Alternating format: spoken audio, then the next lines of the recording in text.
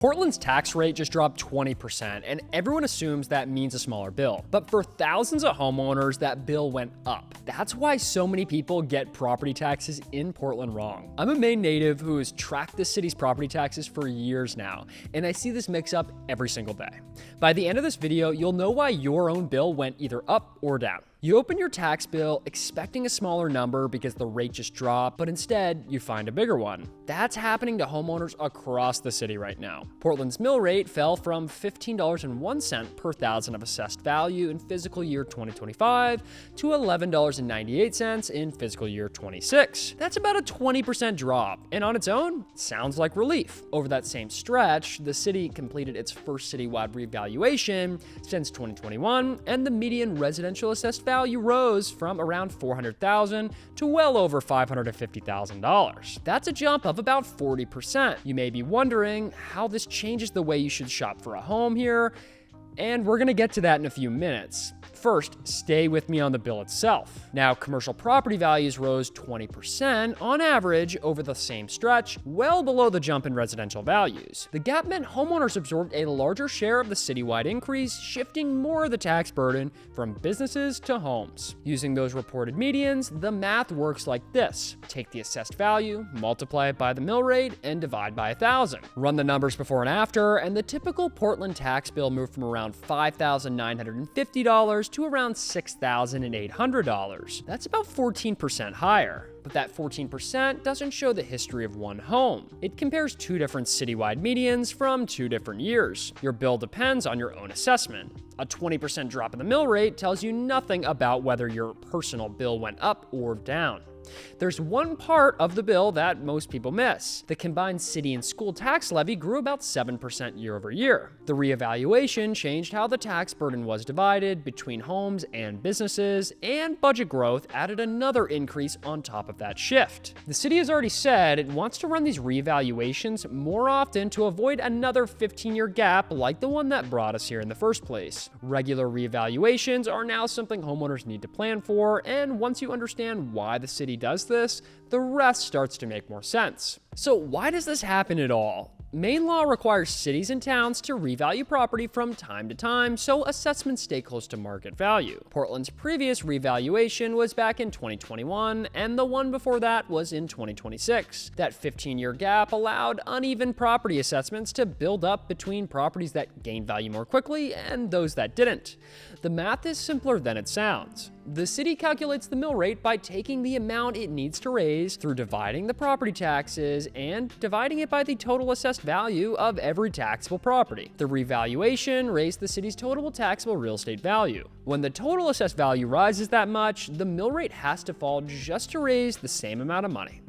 Keep that shift in mind because it explains the gap between the towns we'll look at later. Now, by itself, the reassessment doesn't bring in extra revenue for the city. It changes how the existing tax bill is divided among property owners. City Assessor Elise Marr has made that point directly. Among homeowners, some saw their bills rise, some saw them fall, and others stayed close to flat. Properties that gained value faster than the citywide average felt the biggest shift. So if you already own here, the citywide average tells you so much.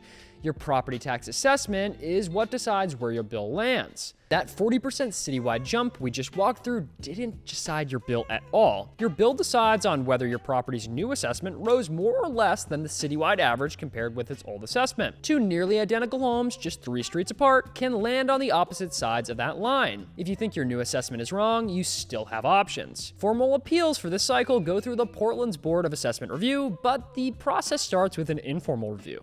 That means speaking with the assessor's office, which works with Tyler Technologies, the city's reevaluation vendor. If that doesn't solve the issue, you can file a formal abatement application. You have 185 days from the tax commitment date to file, and that rule applies to future commitments as well. The assessor's office has 60 days to respond from there.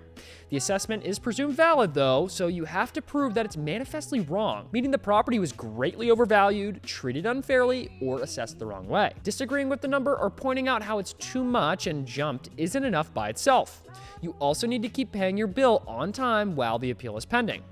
Start the informal conversation early. Letting the 185-day clock run is one mistake you can't undo. But if you don't own yet and you're looking at listings, these numbers can mislead you in a different way. Buyers make this mistake all the time. They look at the tax figure on a listing and assume that's what they'll pay. But that number reflects the assessed value and mill rate in place at the town's last commitment date, and that date is different in every single town. Portland's current numbers are April 2025. Falmouth's last full reevaluation was in 2022. The figure can change during the next cycle, even if the buyer does nothing. A mill rate by itself tells you almost nothing when you're comparing towns. Towns also assessed homes at different certified ratios of market value. Falmouth, for example, is currently certified at 96% of fair market value. Without the assessment ratio and the last reevaluation date, the mill rate doesn't give you the full picture. Later, I'll explain why I pay a premium to live in one of these towns myself. Now, there's one more thing that trips buyers up. The tax figure on a listing may reflect the previous owner's homestead exemption, and that exemption doesn't transfer to you automatically. So the number on a listing sheet may be lower than what you'll owe. Ask 3 questions before you trust the tax number on a listing. What's the commitment date behind it? Does it include an exemption that won't transfer to you? And when was the town's last reevaluation? Skip those questions and you're budgeting from someone else's tax history. Now, the numbers become much clearer when you compare them with the towns nearby. Cumberland's tax rate looks like a runaway outlier in the group until you factor in the number the headline rate leaves out. Portland sits at $11.98 right now. Cape Elizabeth is just below that at $11.73. Falmouth comes in at $13.85, while South Portland's at $13.65, and Cumberland at $25.18. I see people look at that Cumberland number and cross it right off their list right away.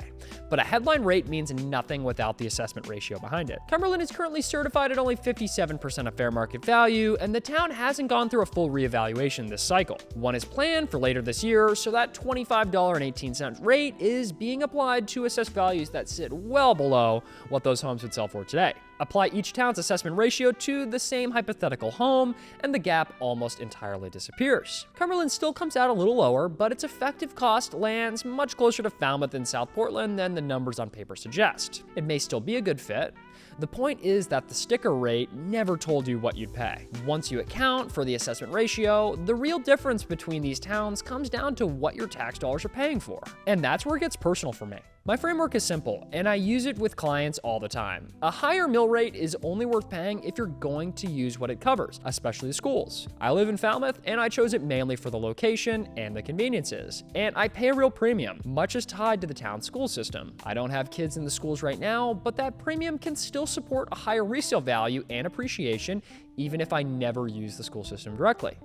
And that's the trade many buyers don't think of. The gap in rates between towns usually comes down to the services offered and the size of the city or town. You may get public trash pickup, better snow plowing, or a full-time fire department. School systems differ too, with towns either running their own school district or sharing an RSU with nearby communities. Take South Portland's $13.65 rate from a minute ago. Much of that rate reflects the cost of running a larger city with bigger expenses across the board, rather than school funding alone. Cape Elizabeth is a clear example of where that money goes. In that town, roughly 72% of every tax dollar funds education. That's what sits behind these numbers, and it's worth asking about before you rule a town in or out based on the rate alone. So stop using that figure as the deciding factor. Ask what that rate buys and whether you'll use it.